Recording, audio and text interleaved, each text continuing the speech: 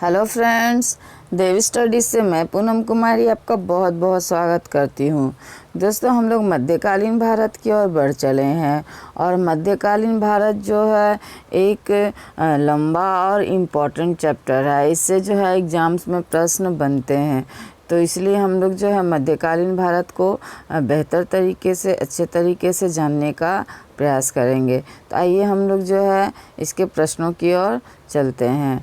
तो पहला प्रश्न है, गजनी का वह प्रथम शासक कौन था जो खलीफाओं से सुल्तान की उपाधि धारण या ग्रहण कर सुल्तान कहलाने वाला प्रथम शासक बना? तो दोस्तों, इसका बी ऑप्शन आपका सही जवाब हो जाएगा, महमूद गजनवी। महमूद गजनवी ही गजनी का वह प्रथम शासक रहता है जो कि खलीफाओं से सुल्तान की उपाधि धारण करता था। दोस्तों, जो खलीफा होते हैं यानी उस समय जो तत्कालीन खलीफा होते थे, तो उससे जो है परमिशन लेना जो है हर इस्लामिक यानी किसी भी इस्लामिक कंट्री का जो हेड होता था, नया बनता था, तो उसे उस खलीफा से जो है परमिशन लेना पड़ता था, तभी वह जो है सुल्तान की उपाधि धारण कर पाता था। तो जो महमूद गजनवी पहला ऐसा गजनी का शासक रहता है जो तत्कालीन खलीफा से जो है वह सुल्तान की उपाधि लेता है। और यह सुल्तान की उपाधि ही सिर्फ नहीं देता है खलीफा, बल्कि उसे अन्य 2 उपाधियां भी देता है। तो इसका बी ऑप्शन आपका सही जवाब हो जाएगा। अगले प्रश्न की ओर बढ़ते हैं। अगला प्रश्न है हमारा, महमूद गजनवी के सभी आक्रमणों जो कि 1000 से 1026 के बीच में था, में सर्वाधिक महत्वपूर्ण आक्रमण कौन सा था? तो 4 ऑप्शंस में इसका जो है आपका सी ऑप्शन सही जवाब हो जाएगा। दोस्तों, सोमनाथ मंदिर पर जो है आक्रमण जो कि 1025 से 1026 ईस्वी के आसपास हुआ था। दोस्तों, मोहम्मद गजनवी ने भारत पर 17 बार आक्रमण किया था और ये सोमनाथ मंदिर जो कि गुजरात में है, इस सोमनाथ मंदिर पर जो आक्रमण था इसका 16वां आक्रमण था और 17वें आक्रमण के बाद जो है इसकी मृत्यु हो जाती है।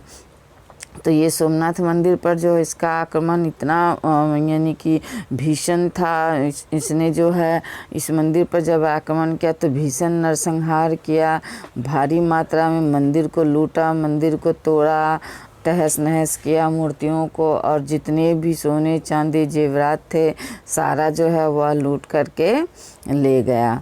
तो ये इसका 16वां आक्रमण जो है 1025 से 26 ईस्वी में सोमनाथ मंदिर पर जो कि गुजरात में है, यह आक्रमण सबसे महत्वपूर्ण माना जाता है। तो इसका आपका सी ऑप्शन सही जवाब हो गया। अगले प्रश्न की ओर बढ़ते हैं। अगला प्रश्न है हमारा, महमूद गजनवी के भारत पर आक्रमण का उद्देश्य क्या था? तो महमूद गजनवी के भारत पर आक्रमण का उद्देश्य दोस्तों मध्य एशिया में एक बड़े साम्राज्य की स्थापना के लिए धन प्राप्त करना था। दोस्तों, ये महमूद गजनवी जो है भारत में साम्राज्य विस्तार के लिए नहीं आया था। उसे सिर्फ खबर मिली थी कि भारत के मंदिरों में और राजाओं के पास जो है अधिक धन संपदा है, तो वह जो है मेन टारगेट भारत को लूट के लिए रखा था। और भारत में लूट भी स्पेशली जो राजाओं को और मंदिरों को वह लूटता था, और लूट करके है जो प्रत्येक साल वह वापस चला जाता था और अपने जो साम्राज्य जो कि गजनी साम्राज्य था, उस गजनी साम्राज्य के यानी विस्तार में वह सारा धन जो है खर्च करता था। यानी उसका मूल उद्देश्य जो था अपने साम्राज्य की मजबूतीकरण था। तो इसका डी ऑप्शन आपका सही जवाब हो जाएगा, मध्य एशिया में एक बड़े साम्राज्य की स्थापना के लिए धन प्राप्त करना। अगले प्रश्न की ओर बढ़ते हैं। अगला प्रश्न है हमारा, महमूद गजनवी के भारत पर आक्रमण के समय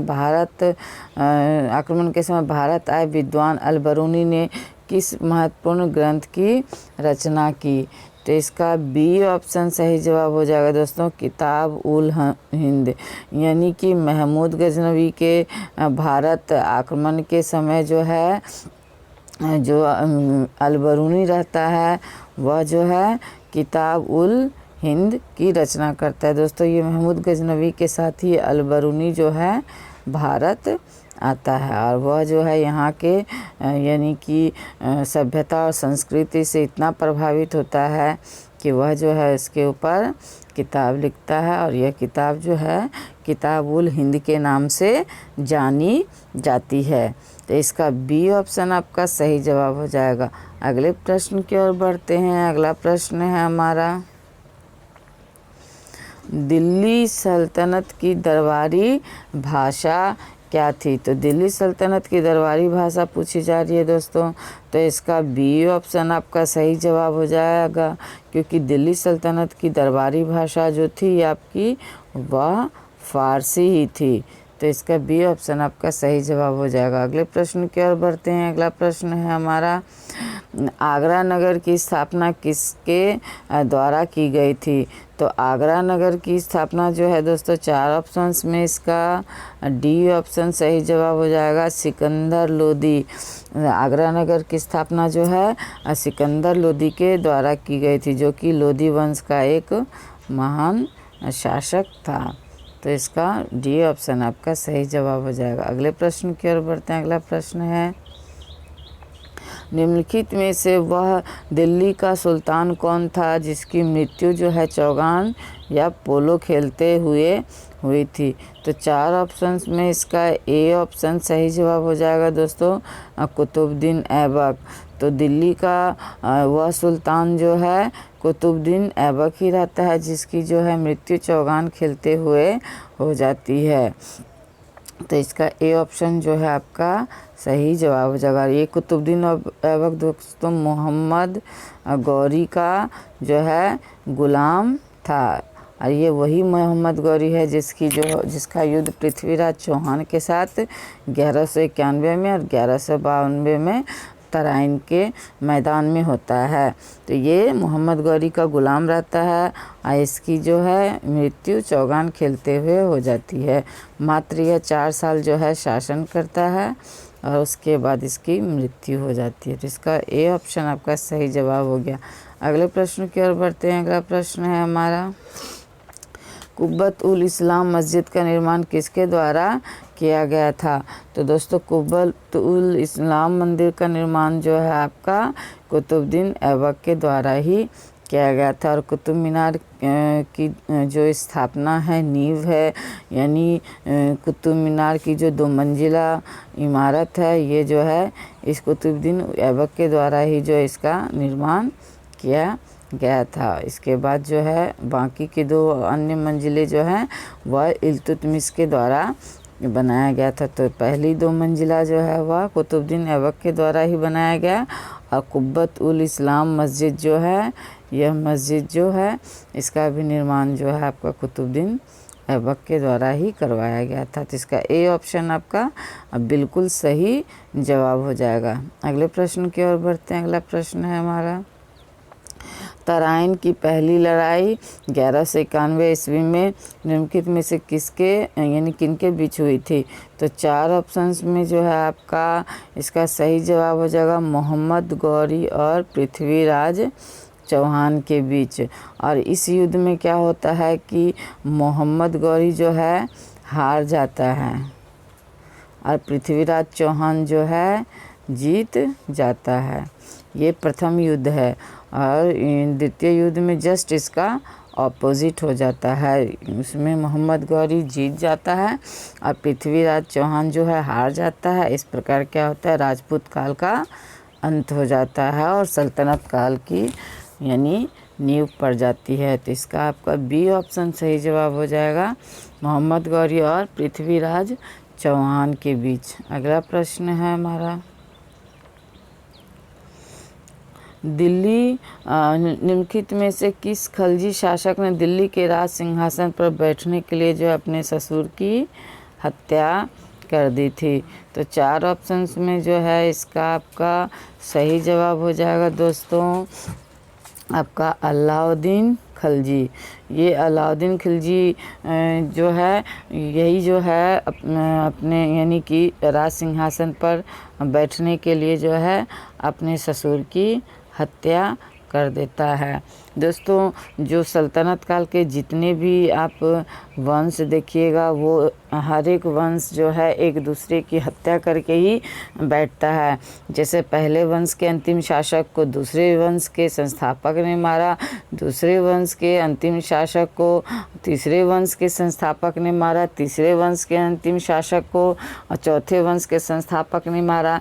यानी एक दूसरे की हत्या करके ही जो है इस सल्तनत काल में, अगर आप डीपली देखोगे, हिस्ट्री को पढ़ोगे तो इसमें देखोगे कि सब एक दूसरे की हत्या करके ही जो है राज सिंहासन प्राप्त करते हैं।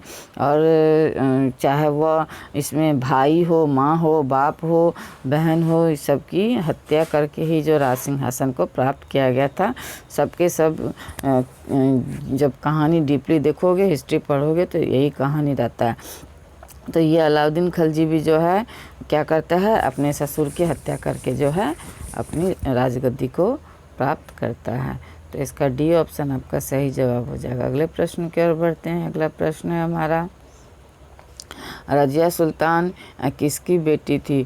तो दोस्तों रजिया सुल्तान जो है आपकी इल्तुतमिश की बेटी थी। तो इसका ए ऑप्शन आपका सही जवाब हो जाएगा। इल्तुतमिश की मृत्यु होती है 1236 में, और जो है इसकी रजिया सुल्तान शासिका बनती है 1236 से आपका 1240। तो यह मात्र ये भी जो है 4 साल ही शासन करती है कुतुबुद्दीन ऐबक की तरह। तो इसका ए ऑप्शन आपका सही जवाब हो जाएगा। अगले प्रश्न की ओर बढ़ते हैं। अगला प्रश्न है हमारा, मोहम्मद गौरी विजित प्रदेशों की देखभाल के लिए निम्नलिखित में से विश्वसनीय जनरल को छोड़ करके गया था। तो इसका सही ऑप्शन हो जाएगा दोस्तों कुतुबुद्दीन ऐबक। मोहम्मद गौरी जो है दोस्तों वह क्या करता था कि अक्सर अपने घर, अपने प्रदेश जाता था, और जब वह जाने लगता था तो क्या करता था कि वह जो इस कुतुबुद्दीन ऐबक जो कि उसका सेनापति भी रहता है, गुलाम भी रहता है, इसे जो वह भारतीय विजित क्षेत्रों का जो है वह प्रतिनिधि घोषित करके जाता था। तो इस बार जब अंतिम बार मोहम्मद गौरी जाने लगता है तो उसकी जो हत्या है खोखर जनजाति के लोग जो है कर देते, तो वह लौटकर ही नहीं आता है। इस वजह से जो है जो भारतीय विजित क्षेत्र का जो कुतुबुद्दीन ऐबक जो प्रतिनिधि घोषित करके जाता है मोहम्मद गौरी, तो वह कुतुबुद्दीन ऐबक जो है भारतीय प्रदेश का ही शासक रह जाता है। इस प्रकार जो है गुलाम वंश की स्थापना होती है, और इस गुलाम वंश की स्थापना से ही सल्तनत काल का आरंभ माना जाता है। तो इसका सी ऑप्शन आपका बिल्कुल सही जवाब हो जाएगा। अगले प्रश्न की ओर बढ़ते हैं। अगला प्रश्न है हमारा, किसके शासनकाल में सबसे अधिक मंगोल आक्रमण हुए? तो इसका सही जवाब हो जाएगा दोस्तों जो है आपका जो अलाउद्दीन खिलजी है, यानी बी ऑप्शन जो है इसका सही जवाब हो जाएगा। अलाउद्दीन खिलजी के शासनकाल में जो है सबसे अधिक मंगोल आक्रमण हुए।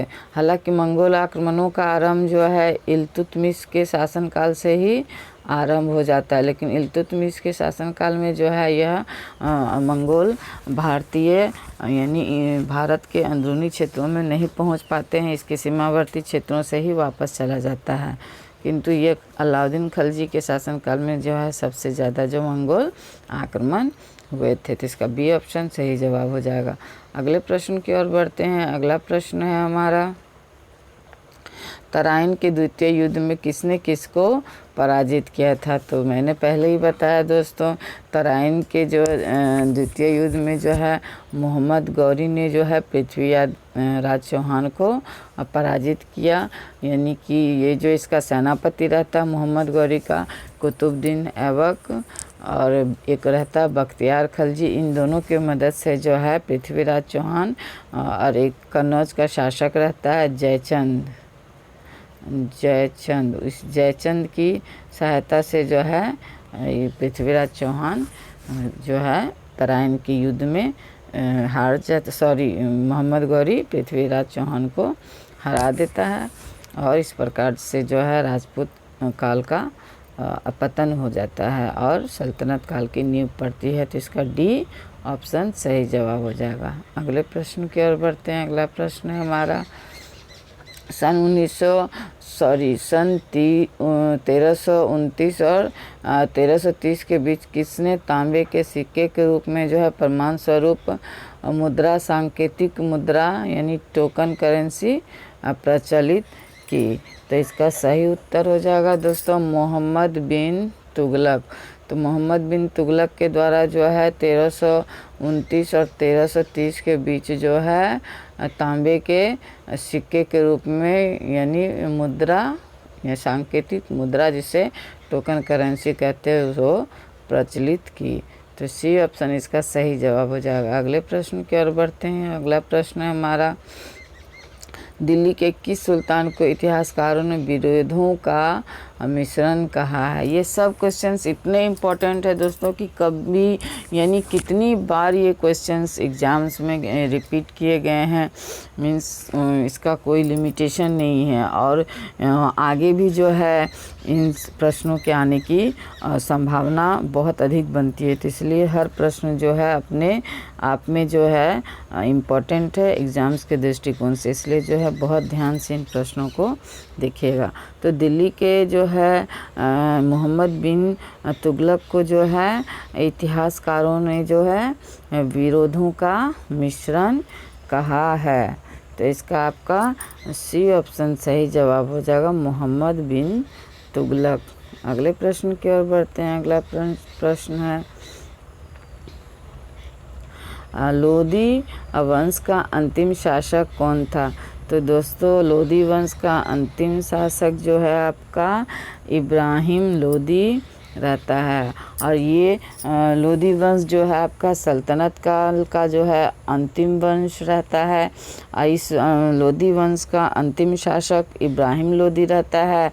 और इस इब्राहिम लोदी को जो है बाबर जो है पानीपत के प्रथम युद्ध में जो कि आपका 1526 में होता है, इस युद्ध में क्या करता है इब्राहिम लोदी जो है हार जाता है और बाबर जो है जीत जाता है। इस प्रकार क्या होता है सल्तनत काल का अंत हो जाता है और मुग़ल काल का आरंभ हो जाता है। तो ये आपका बी ऑप्शन सही जवाब हो जाएगा इब्राहिम लोदी। अगले प्रश्न की ओर बढ़ते हैं। अगला प्रश्न है हमारा इनाम भूमि किसे दिया जाता था? तो दोस्तों इनाम भूमि जो है विद्वान और धार्मिक व्यक्तियों को दिया जाता था। और ये इनाम भूमि जो है कर मुक्त भूमि हुआ करती थी। तो जिस पर मतलब कि राजा का कर नहीं लगता था, ये ऐसी भूमि होती थी। और यह जो है विद्वान और धार्मिक व्यक्तियों को राजा के द्वारा दी जाती थी। तो अगला प्रश्न है हमारा उत्तरी भारत की प्रथम मुस्लिम महिला शासक दिल्ली पर राज करने वाली प्रथम महिला शासक कौन थी? यानी मुस्लिम जो दिल्ली पर राज करने वाली प्रथम महिला शासक कौन थी ये पूछा जा रहा था। ये दोस्तों ए ऑप्शन आपका सही जवाब हो जाएगा। और ना जाने कितनी बार इस क्वेश्चन को यानी रिपीट किया गया है एग्ज़ाम्स के दृष्टिकोण से। ये बहुत इम्पोर्टेंट और कॉमन क्वेश्चन है दोस्तों। ये रज़िया सुल्तान जो है यह जो है आपका 1236 से 1240 तक शासन करती है। और यह जो है भारतीय इतिहास में सबसे पहली महिला शासिका के रूप में जानी जाती है। और यह जो है इल्तुतमिश की बेटी रहती है। और यही जो है आपका प्रथम महिला शासिका कहिए भारतीय राजनीति में, भारतीय प्रशासन व्यवस्था में या मुस्लिम प्रशासन व्यवस्था में। जो भी प्रश्न आए उसमें आपका रज़िया सुल्तान ही इसका उत्तर होगा। तो अगले प्रश्न की ओर बढ़ते हैं। अगला प्रश्न है हमारा दिल्ली की प्रथम सुल्तान कौन थे? जिन्होंने दक्षिणी भारत को पराजित करने का प्रयास किया? तो इसका सही उत्तर हो जाएगा दोस्तों अलाउद्दीन खिलजी। ये अलाउद्दीन खिलजी जो है यह बहुत ही अपने साम्राज्य का विस्तार करता है। इसकी सैन्य व्यवस्था बहुत अच्छी रहती है और यह जो है अपने शासनकाल में बहुत से युद्धों को जीतता है। और यही है दोस्तों जो अपने ससुर की हत्या करके शासक बना था। और यही जो है रानी पद्मिनी की जो कहानी जो हम लोग सुनते हैं, राणा रतन सिंह और रानी पद्मिनी की, जो कि जौहर प्रथा के तहत जो है अपने शरीर का त्याग कर देती है, इसी के कारण तो ये वही अलाउद्दीन खिलजी है दोस्तों। तो इसका सी ऑप्शन सही जवाब हो जाएगा। अगले प्रश्न की ओर बढ़ते हैं। अगला प्रश्न है, यात्री इब्न बतूता कहाँ से आया था? तो यात्री इब्न बतूता जो है आपका मोरक्को से आया था। ये भी प्रश्न बहुत बार पूछे गए हैं, तो ए ऑप्शन आपका सही जवाब हो जाएगा। अगले प्रश्न की ओर बढ़ते हैं। अगला प्रश्न है हमारा, भारत पर प्रथम तुर्क आक्रमण करने वाला था। तो भारत पर जो है प्रथम तुर्क आक्रमण करने वाला जो है आपका महमूद गजनवी ही रहता है।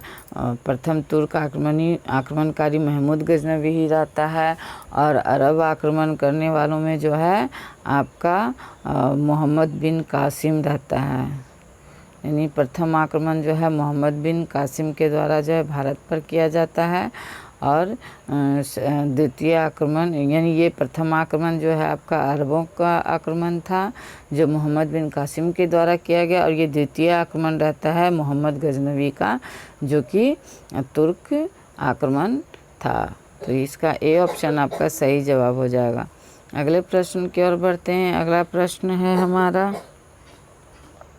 निम्नलिखित में से कौन अपने को बुत शिकन या मूर्ति भंजक कहता था? तो 100% दोस्तों इसका महमूद गजनवी सही उत्तर हो जाएगा, क्योंकि इसका लक्ष्य था भारतीय मंदिरों को लूटना और बड़े पैमाने पर ये मंदिरों को लूटता था, वहाँ मूर्तियों को तोड़ता था, मंदिरों को ध्वस्त करता था, ब्राह्मणों पुजारियों की हत्या करता था, ज़बरदस्ती इस्लाम धर्म कबूल करवाता था। और इसी ने जो है अपने 17 आक्रमणों में जो है 16वां आक्रमण जो है आपका सोमनाथ के मंदिर पर किया था। तो यही जो है आपका है मूर्ति भंजक कहलाता था।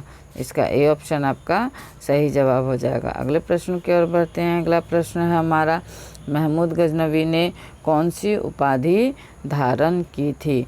तो मोहम्मद गजनवी ने दोस्तों आपका यामिनी उद दौला की उपाधि धारण की थी, जिसे साम्राज्य का दाहिना हाथ कहा जाता है। वहीं जो है यह अमीन उल मिल्लत, जिसे मुसलमानों का संरक्षण कहा जाता है, यह भी उपाधि धारण की थी। ये दोनों ही जो उपाधियां हैं दोस्तों, उसने जो है तत्कालीन जो खलीफा रहता है उसी से जो है यह उपाधियां उसे मिलती है। और ये तत्कालीन खलीफा से ही जो वह सुल्तान की उपाधि भी धारण करता है, सुल्तान। तो आपका ये पहला शासक रहता है जो कि भारतीय इतिहास में जो सुल्तान की उपाधि धारण करता है। तो इसका सी ऑप्शन आपका सही जवाब हो जाएगा दोस्तों, कि ये यामिनी उद दौला की उपाधि भी धारण करता है, अमीन उल मिल्लत की उपाधि भी धारण करता है। तो इसका सी ऑप्शन आपका सही जवाब हो जाएगा, ए और बी दोनों। अगला प्रश्न और इस सेट का यह अंतिम प्रश्न है। तो आइए हम लोग अंतिम प्रश्न को देखते हैं। महमूद गजनवी ने भारत में प्रथम आक्रमण किस राज्य के विरुद्ध किया था? तो दोस्तों 4 ऑप्शंस में इसका ए ऑप्शन सही जवाब हो जाएगा। हिंदू शाही राजा जो रहता है यानी ब्राह्मण शाही, जो कि सिंध पर इनका शासन चल रहा होता है, भारत के उत्तरी पश्चिमी क्षेत्र पर जो है इसका शासन चल रहा होता है, उस समय हिंदू शाही या ब्राह्मण शाही राज्य यानी शासक चल रहा था शासन। और इसका जो है राजा दाहिर, इसका यानी दाहिर जो है इसका राजा रहता है इस हिंदू शाही या ब्राह्मण शाही शासक उस समय भारत के उत्तर पश्चिम भाग में। और यह महमूद गजनवी जो है उस पर आक्रमण करके जो है जीत लेता है। तो अगले प्रश्न ये इसका अंतिम प्रश्न था दोस्तों। हम लोग जो है अगले वीडियो में इसके अन्य यानी सल्तनत काल के अन्य प्रश्नों को लेकर के हाजिर होंगे। तब तक के लिए बहुत बहुत धन्यवाद।